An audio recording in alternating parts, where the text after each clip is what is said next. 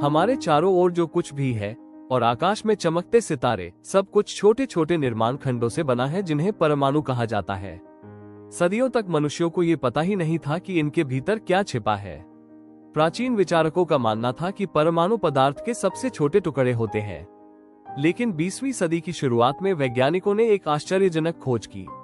परमाणु ठोस कण नहीं थे, उनके भीतर एक छोटा घना केंद्र होता है जिसे नाभिक न्यूक्लियस कहा जाता है, और उस नाभिक के भीतर अपार ऊर्जा छिपी होती है, इतनी शक्तिशाली कि वो शहरों को रोशन भी कर सकती है और उन्हें नष्ट भी कर सकती है। हर सेकंड सूर्य उतनी ऊर्जा छोड़ता है जितनी ऊर्जा मानवता ने अब तक कभी उत्पन्न नहीं की। लेकिन इस विशाल अग्नि को शक्ति कहाँ से मिलती है? सूर्य के भीतर हाइड्रोजन के परमाणु आपस में टकराते हैं और मिलकर हीलियम बनाते हैं। इस प्रक्रिया को न्यूक्लियर फ्यूजन कहा जाता है।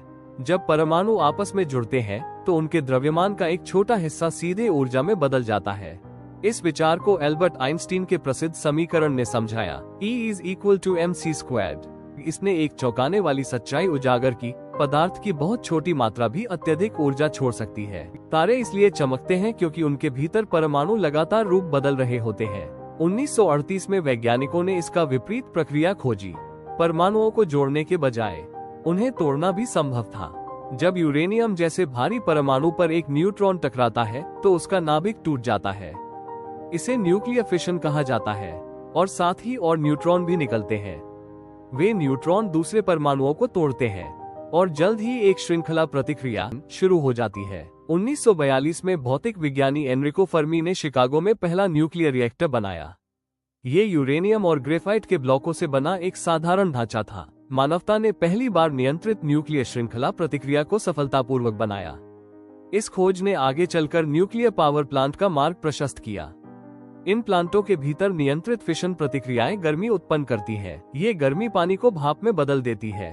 भाप टरबाइनों को घुमाती है और टरबाइन बिजली उत्पन्न करते हैं। न्यूक्लियर ईंधन की बहुत छोटी मात्रा टन भर कोयले जितनी ऊर्जा पैदा कर सकती है। आज न्यूक्लियर ऊर्जा दुनिया भर में लाखों घरों को बिजली प्रदान करती है। लेकिन इसी खोज ने एक भयानक संभावना भी दिखा दी।